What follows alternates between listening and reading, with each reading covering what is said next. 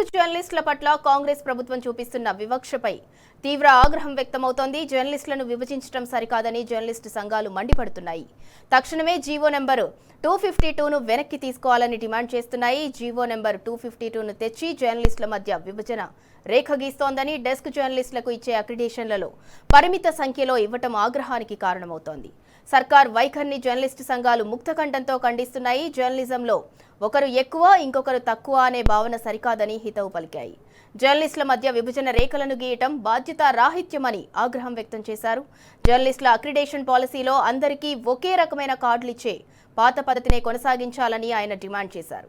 ఇక ఇదే అంశానికి సంబంధించి మరింత సమాచారం మా ప్రతినిధి అరవింద్ అందిస్తారు. అరవింద్, సింధురా, ఏదైతే చూసుకుంటే కాంగ్రెస్ ప్రభుత్వంపై జర్నలిస్టులపై కాంగ్రెస్ ప్రభుత్వం చేస్తున్న తీరును కూడా డెస్క్ జర్నలిస్టులు ఖండించారు. ప్రధానంగా అక్రిడేషన్ల విషయంలో కూడా పాత పద్ధతి ద్వారానే డెస్క్ జర్నలిస్టులకు అక్రిడేషన్ కేటాయించాలంటూ కూడా వారు డిమాండ్ చేశారు. ఏదైతే ఈ రోజు మాసప్ ట్యాంక్ లోని ఐఎన్పిఆర్ కార్యాలయం ఎదుట కూడా డెస్క్ జర్నలిస్టులు అందరూ కూడా పోరుబాట పట్టారు. ప్రధానంగా రాష్ట్ర ప్రభుత్వం ఏర్పడ్డప్పటి కూడా జర్నలిస్టులకు అక్రిడేషన్ లేకపోవడము, ఆ అక్రిడేషన్ల పైననే రెన్యువల్ స్టిక్కర్ వేసి కొనసాగించిన పరిస్థితి కూడా కనిపించింది. కానీ ఇప్పుడు మాత్రం తప్పకుండా కొత్తగా తీసుకొచ్చిన జీవో 259 ప్రకారం దాన్ని రద్దు చేసి పాత జీవో ప్రకారం 239 జీవో ప్రకారం కూడా డెస్క్ జర్నలిస్టులకు కూడా అక్రిడేషన్ ఇవ్వాలంటూ కూడా డిమాండ్ చేశారు. మరి ప్రధానంగా చూసుకుంటే హైదరాబాద్ సెంట్రల్ గా ఉన్న డెస్క్ జర్నలిస్టులకు మాత్రం 20 అక్రిడేషన్లు కేటాయించాలి. గతంలో ఏ విధంగా అయితే కేటాయించాలో ఇప్పుడు కూడా అదే విధానం,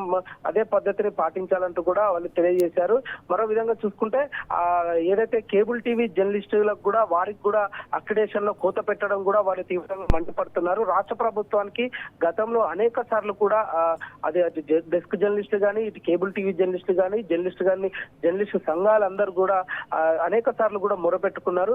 ఆ పాత పద్ధతి ద్వారానే కంటిన్యూ చేస్తే 259 జీవో ప్రకారం కంటిన్యూ చేస్తే ఆ అక్రిడేషన్లు అందరికీ వస్తాయి, అప్పుడు ఎలాంటి ఇబ్బంది ఉండదు. కానీ ఇప్పుడు నూతనంగా తీసుకొచ్చిన జీవో ప్రకారం కూడా అక్రిడేషన్ లో అనేక విధాలుగా కోత పెడుతున్నారంటూ కూడా ఆవేదన వ్యక్తం చేస్తున్నారు. ఇంకా ప్రధానంగా ఏదైతే జర్నలిస్టులకు అక్రిడేషన్ విషయంలో వెబ్సైట్ లో ఉంటారో ఆ వెబ్సైట్ లో కూడా అనేకంగా అవకతవకలు ఉన్నాయంటూ కూడా ఇప్పటికే జర్నలిస్ట్ సంఘాలు కూడా తీవ్రంగా మండిపడుతున్నారు. ఏదైతే కఠిన ఆంక్షలు కూడా పెట్టినట్టు కూడా ప్రధానంగా తెలుస్తుంది. ఫోటో సైజు కానీ, జిప్ ఫైల్స్ కానీ, ఎంబీ ఫైల్స్ కానీ అట్లా కన్వర్ట్ చేయడం కానీ ఇలా అనేకమైన టెక్నికల్ గా ఇష్యూ వస్తుందంటూ కూడా ఆవేదన వ్యక్తం చేస్తున్నారు.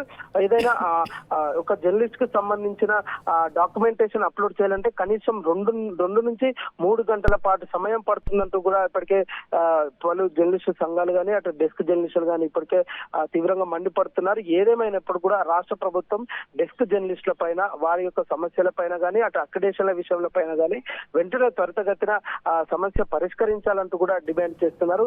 గతంలో కూడా కేబుల్ టీవీ జర్నలిస్టులకు కూడా అక్రిడేషన్లు ఇస్తా అని చెప్పిన రాష్ట్ర ప్రభుత్వం ఇప్పుడు ఎందుకు అక్రిడేషన్లు కోత పెట్టిందంటూ కూడా అప్పటికే వాళ్ళు కూడా గతంలో అనేక సార్లు కూడా మాసప్ ట్యాంక్ లోని ఐఎన్పిఆర్ కార్యాలయం వద్ద కూడా అనేక సార్లు కూడా పోరుబాట చేపట్టారు, అటు ధర్నాలు నిర్వహించారు. కానీ రాష్ట్ర ప్రభుత్వం నిమ్మకు నీరెత్తని పరిస్థితి కూడా చేస్తుందంటూ కూడా జర్నలిస్ట్ సంఘాలు కానీ, అటు డెస్క్ జర్నలిస్ట్ కానీ, ఇటు టీవీ ఆపరేటర్ జర్నలిస్టులు వాళ్ళందరూ కూడా ఆవేదన వ్యక్తం చేస్తున్నారు.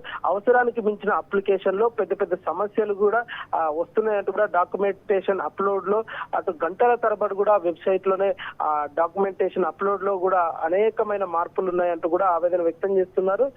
కనీసం ఒక జర్నలిస్ట్ కు సంబంధించిన అక్రిడేషన్ కి అప్లోడ్ చేయాలన్నా కూడా సర్టిఫికేట్స్ కానీ, డాక్యుమెంటేషన్ సర్టిఫికేట్ కానీ అప్లోడ్ చేయాలంటే కూడా కనీసం 3 అంటూ కూడా ఇప్పటికే వాళ్ళు తీవ్రంగా ఆవేదన వ్యక్తం చేస్తున్నారు. సర్క్యులర్ కు సంబంధం లేకుండా కూడా డెస్క్ జర్నలిస్టులకు కూడా అక్రిడేషన్ ఇవ్వాలంటూ కూడా వారు తెలియజేశారు. కమిటీలో అంటే ప్రతి ఒక్క జర్నలిస్ట్ అక్రిడేషన్ కమిటీలో తప్పకుండా ఒక డెస్క్ జర్నలిస్ట్ ను కూడా నియమించాలంటూ కూడా వాళ్ళు డిమాండ్ చేశారు. సెంట్రల్ డెస్క్ జర్నలిస్టులకు 20 అక్రిడేషన్ ఇవ్వాలంటూ వాళ్ళు ఆవేదన వ్యక్తం చేశారు. ఏదేమైనప్పుడు కూడా రాష్ట్ర ప్రభుత్వం దీనిపైన చర్యలు తీసుకొని త్వరితగతిన వాళ్ళ సమస్యలు పూర్తి పరిష్కరించి డెస్క్ జర్నలిస్టులకు, అటు కేబుల్ టీవీ జర్నలిస్టులకు, మిగతా వారి జర్నలిస్టులు అందరికీ కూడా అక్రిడేషన్ ఇవ్వాలంటూ డిమాండ్ చేశారు. Right, thank you Arvind.